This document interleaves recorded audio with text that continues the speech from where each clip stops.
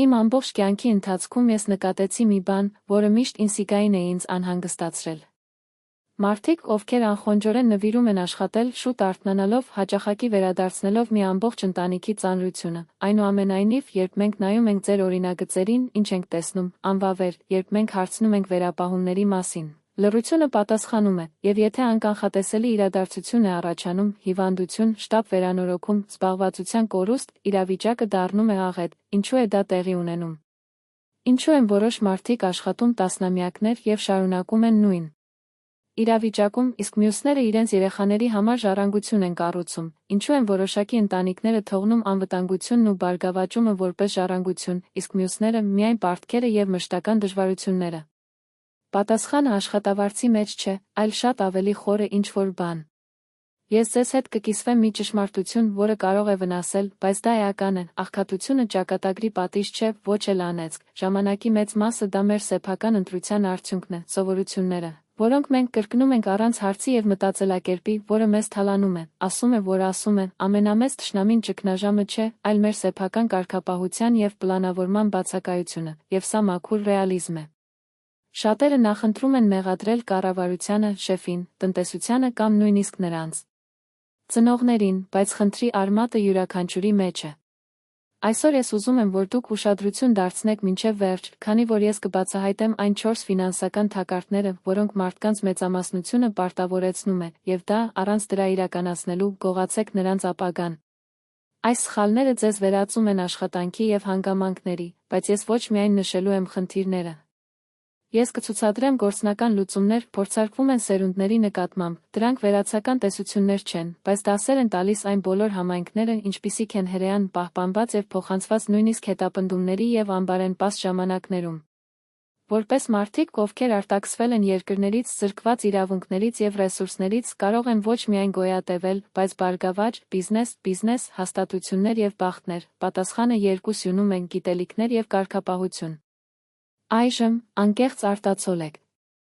Երբևէ զգացել եք, որ փողը ավելի արագ է անհետանում, քան մտնում է, տպավորություն եք ունեցել, որ աշխատավարձը ստանալուց անմիջապես հետո առատության զգացումը տևում է ընդամենը 2 օր, եւ յուրաքանչյուր կոպեկի հաշվարկը սկսվում է, քրտնաջան աշխատել եք, բայց այն դեռ թվում է, որ բավարար է, եթե դուք պատասխանել եք այո-ին առնվազն այս հարցերից մեկին, այս պահը շատ կարևոր է, եկեք միասին քանդենք 4 սխալ պատկերացումները, որոնք մարդկանց պահում են ֆինանսական պայքարում, նույնիսկ երբ նրանց եկամուտներն աճում են, ես պատմություններ կասեմ իմը եւ մյուսները, այնպես որ կարող եք տեսնել, թե ինչպես կարող են այս սխալները ոչնչացնել կյանքը, բայց ամենից առաջ ես կառաջարկեմ եղանակներ այս ցիկլից դուրս գալու համար։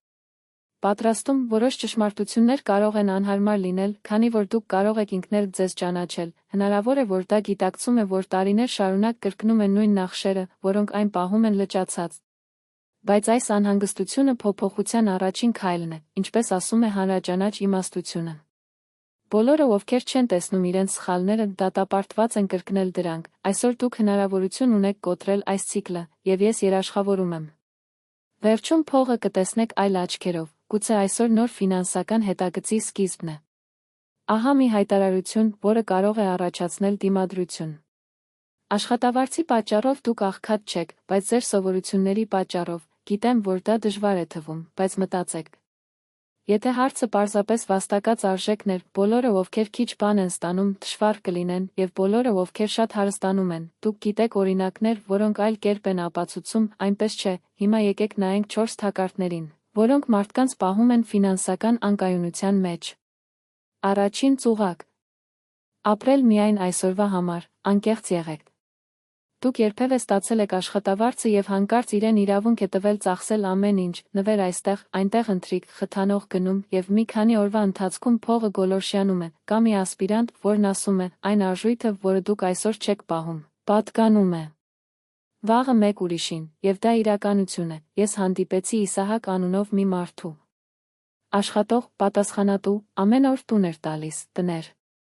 Երկրորդ ծուղակ, կարգավիճակի շտկում, այստեղ ես չեմ կարող խուսափել զվարճալի ժպիտից, քանի անգամ ենք տեսնում, որ ինչ-որ մեկը ֆինանսավորում է նոր բջջային հեռախոսը պարզապես այն պատճառով, որ բոլորը, կամ ավելի վատ, պարտքեր վերցրեք կահույքի, Մեքենաների կամ ուղևորությունների համար պահպանելու երևույթները։ Խնդիրն այն է, որ կարճ ժամանակում այդ օբյեկտը կորցնում է արժեքը, բայց պարտքը դեռ կա, ինչպես սնանկ ամուսնությունը, որում դեռ կենսաթոշակ եք վճարում։ Ես տեսա մի երիտասարդ զույգ, ով կարծում էր, որ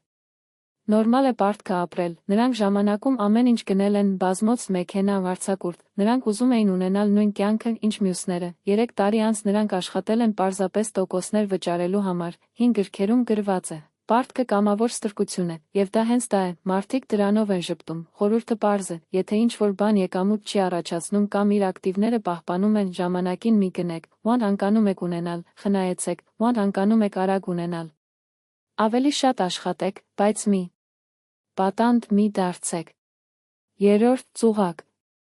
Անտեսեք փողի կանոնները, այստեղ տրամաբանությունը պարզ է, եթե չեք հասկանում, թե ինչպես է փողը աշխատում, այն կաշխատի ձեր դեմ, երբ ես ավելի փոքր էի, ես ներդրումներ կատարեցի, առանց ռիսկերի կամ համարների վերլուծության, ես մտածեցի, որ կարող եմ զգալ, դա կաշխատի, արդյունք, ես կորցրի գրեթե ամեն ինչ, դասը ցավոտ էր, բայց արժեքավոր։ Անտեղյակությունն ավելի թանկ է, քան ցանկացած բանկային հետաքրքրություն, արդեն իմ հարևանն է, պարզ դերձակ, գիշերները անցկացրեց ֆինանսների ընթերցում, սովորելով հաշվարկել, փրկել, 20 տարի անց նա միլիոնատեր չէր, բայց նա ուներ իր տունը վճարովի և հանգիստ ծերություն, և դու գումար եք կարդացել փողի մասին, թե կարծում եք, որ սա պարզապես տնտեսագետների համար է։ Չորրորդ ծուղակ. Սխալ սոցիալական շրջանակը, սա նուրբ, բայց հզոր կետ է, նրանք ասում են, որ իրենց ընկերությունները որոշում են իրենց բանկային մնացորդը, ես հանդիպեցի մի տղայի լավ աշխատավարձով, բայց նրա ընկերները ապրում էին հաղթած, ծախսված, ամեն օր ռեստորան, յուրաքանչյուր 6 ամիսը նոր բջջային հեռախոս, խոչընդոտ առանց նպատակի, նա իրեն թույլ տվեց տանել, 5 տարի անց ընկղմվելով պարտքի մեջ, առանց պահուստի, մեկ այլ երիտասարդ սկսեց հաճախել ավելի փորձառու ձեռնարկատերերին, լսել, հարցեր տալ և շուտով բացեց իր բիզնեսը։ Քանի որ նա կլանում էր այլ մտածելակերպ, արտացոլեք, ով է ազդում ձեր որոշումների վրա, մարդիկ, ովքեր ապրում են եզրին կամ նրանք, ովքեր վաղը կառուցում են։ Մի խոսքով 4 սխալ, 4 որոգայթ, ապրեք առանց ապագան պլանավորելու, ուղղվելով ունայնությամբ, տեղյակ չէ փողի օրենքներից, պահպանեք մի միջավայրում, որը քաշում է, եթե դուք ինքներդ ձեզ ճանաչել եք գոնե մեկում, մի հուսահատվեք, սա դրական է։ Քանի որ նրանք, ովքեր սխալ են ճանաչում, արդեն առաջին քայլն են ձեռնարկել այն հաղթահարելու համար, հիշեք, աղքատությունը նպատակակետ չէ, դա մի պայման է, որը կարող է վերափոխվել, եւ ամեն ինչ սկսվում է տարբեր կերպ վարվելու որոշմամբ։ Սա սովորություն է, եւ սովորությունները կարող են փոփոխվել, եկեք հիշենք այն ուղին, որը մենք միասին ենք գնում, մենք վերլուծեցինք 4 հիմնական թակարդները, որոնք մարդկանց աղքատության մեջ են պահում, հիմա ես ուզում եմ, որ դուք կրկին դիտեք այս ամբողջական պատկերը։ Նախ ապրելը միայն այսօր, առանց ապագայի որևէ բան վերապահելու, երկրորդ, պայմանավորվող պարտքերը, որոնք խորը ներքև անհրաժեշտ չեն, երրորդ, անտեսեք փողի կանոնները և հրաժարվեք սովորելուց, չորրորդ, մնացեք մի շրջանակի մեջ, որը միայն քաշվում է։ Եթե դադարում եք արտացոլել, կտեսնեք, որ այն ոչ միայն ֆինանսական սխալներ են, այլ կենսակերպ, սրանք մտքի ձևեր են, հոգեկան թակարդներ, քանի որ ինքնին փողը պարզապես գործիք է, և գործիք այն ձեռքերում, ովքեր չգիտեն, թե ինչպես օգտագործել այն միշտ։ Նշես խնդրի աղբյուրի մեջ։ Փողը հայելու նման է, դա չի ցույց տալիս, թե որքան եք վաստակում, բայց ինչ են ձեր սովորությունները և որքան եք գերակշռում ձեր կյանքը, ով չի կարող այսօր 100 ռայս պահել, վաղը 10,000 չի պահի, նրանք, ովքեր բջջային հեռախոսի կողմից պարտքի մեջ են ընկնում, կփորձեն մեքենա, տուն, նրանք, ովքեր չեն սովորում փողերով զբաղվել, կկորցնեն ամեն ինչ, անկախ նրանից, թե որքան են նրանք ստանում, ասում է, որ ասում են։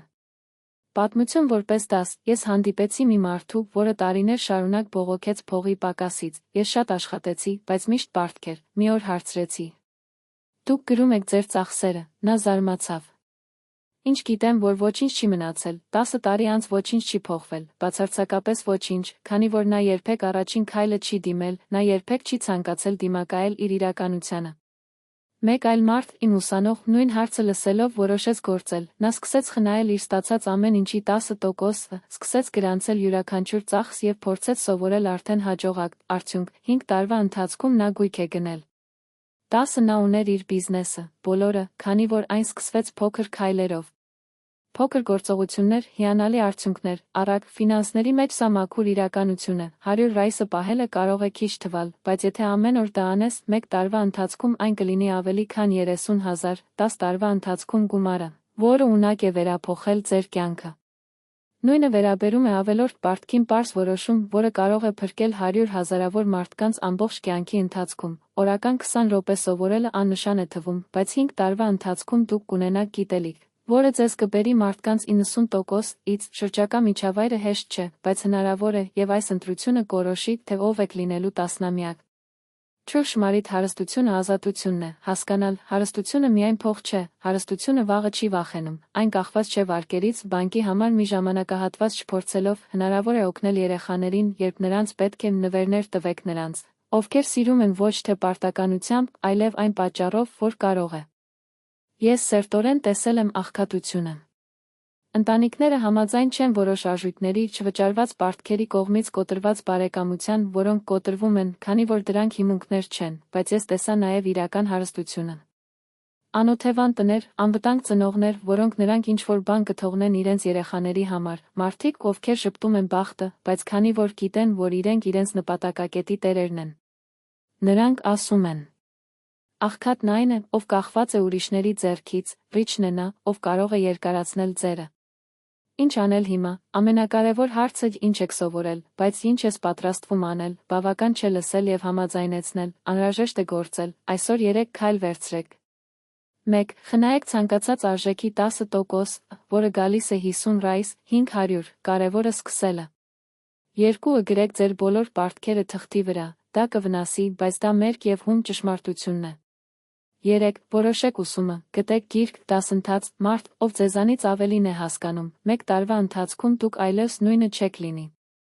Ես այստեղ չեմ դատել, ես այստեղ եմ, քանի որ գիտեմ, որ հնարավոր է դուրս գալ անցքից, ես տեսա հարյուրավոր դեպքեր, ես ինքս անցել եմ այս ճանապարհով, բայց ընտրությունը միշտ ձերն է։ Կարող եք ավարտել կարդալ այս տեքստը, թափահարեք ձեր գլուխը եւ վաղը կրկին ծախսեք այն, կամ կարող եք հենց հիմա որոշել։ Բավական, ես կփոխեմ իմ սովորությունները, 1 տարվա ընթացքում 5 կամ 10, դուք շնորհակալ կլինեք այսօր սկսելու համար։ Ինչպես ասում է հրեական իմաստությունը։ Ծառ տնկելու լավագույն ժամանակը 20 տարի առաջ էր, երկրորդ լավագույն պահը այսօր է։ Եթե ցանկանում եք շարունակել ստանալ պարզ, բայց հզոր դասեր, հետևեք այս տարածությանը, դիանապարորդությունը նոր է սկսվում եւ յուրաքանչյուր նոր գիտելիքներ աղյուսի նման կլինեն իր նոր կյանքի կառուցման մեջ ամուր, բարգավաճ եւ իմաստալից կյանք։